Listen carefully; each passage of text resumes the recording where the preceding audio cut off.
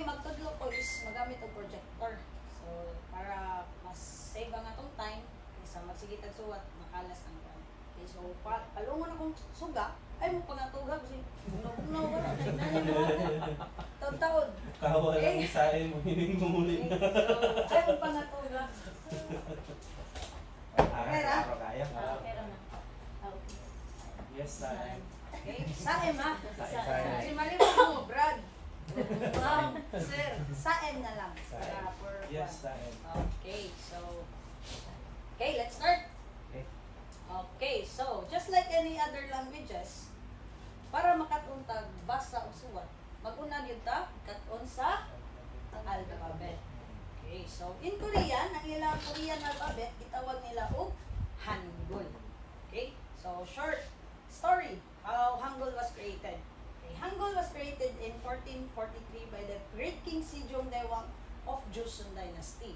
So before, ang gigamit nila is kanang Chinese character, kabantay man ang sa Mahjong. Okay, however, kana mangong Chinese character, masayop lang kag stroking, makuangan lang imong stroke, katig yung mawagtang ang iyang meaning sa iyang word or wala na gyud meaning. So nga to naka-decide si King Sejong nga magbuhat sila kaugalingon nilang writing system nga mas sayon. Okay, morning na mugna ang Hangul. So Hangul comes from the Chinese character Han means Korean and Gul means letter. So Korean alphabet consists of consonants and vowels also. So sa English, sa ato naman tay atong vowel is A, E, I, di ba? O, ug U. Okay, lima ra nga to ang vowel. So sa Korean sad nasad sila vowel ilaha. Okay? And also nasad sila consonants. Okay, parihara consonants and vowel. Pero ang nakalahi lang sa ilaha is kung kita magsulat ta from right to left, di ba? Left man eh. So right to left. So if magsulat ta, this is a apple. Mag-construct ta og sentence. Left to right to left. Pero sila by syllable blocks. Okay? Kung kita magsulat ta, this THIS, pwede ra magsunod ang consonants. Pero sa ilaha dili na pwede. Okay? So ilang tawagan na is syllable blocks. Okay? Makabuild ka og word by syllable blocks. Okay, so and also in Korean, dili ka pwede makabasa sa consonant na siya ra usa. Di pareha ani, this is a or a, di ba? Ang a pwede na to mabasa. Okay? Pero sa ilaha di na pwede. Consonants and vowel cannot stand alone. Sa meaning, dili pwede mag-inusara sila. Di ka kabasa. Okay? By block. Pares yun na si consonant o si vowel. Di yun na mag-ingon nga magbuwag na sila. Okay? Magpares din na sila. Okay. So, let's start how to form syllable blocks. Okay? Okay, how to form syllable blocks.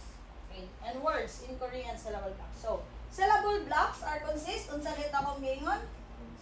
Consonants and vowels. Okay. So, kani siya mao ni ang pattern. Usually nga if mag-write mo og mag-build mo og words. Okay, mag-build mo character. Okay.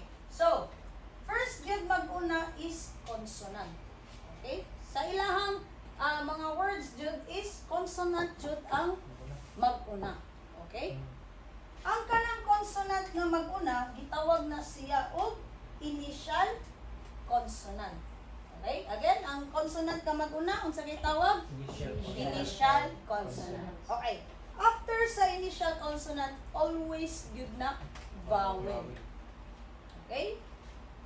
After sa initial consonant, always vowel. Okay. So kani siya usa na siya ka syllable. Example. This is consonant NG, special consonant, and this is E.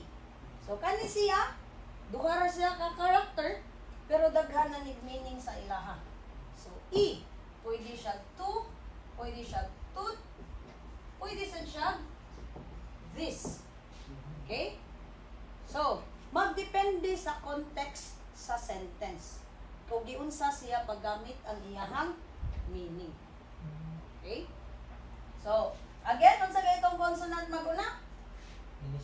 Initial consonant. Ang magsunod, always gyud vowel. Okay. So, ako na ni recap, ako na ni ikuan gamay ibalikon ra niya tani. Okay. Next, if ma-notice ninyo diri, naa na siya ikatulo sa ubos. Okay? So, unsay maguna? Consonant. Sunod, vowel. And, kanang consonant na nasa ubos, gitawag na siya og final consonant. Okay? Gitawag na siya final consonant. Ang mag-una, initial consonant. Consonant. Okay. So, kani siya, usa na sad na siya ka syllable block. And always remember sad guys, in every syllable block, usa ra gyud na ka vowel. Okay? Dili pwede nga duha ka puk vowel. Usa ra gyud na. Unsa man nimo pagkahibaw nga usa na siya ka syllable block, pag naa siya usa ka vowel. Okay. And diri sa final consonant, wala gyud vowel nga maabot diri. Consonant ra gyud na siya puro. Okay?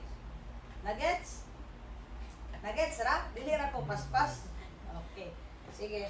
Wala na siya kanang ako ra magipasabot gyud sa pag buhat ang ilahang mga words. Okay? So, let's start. Ato na ni balik ko. Okay, let's start with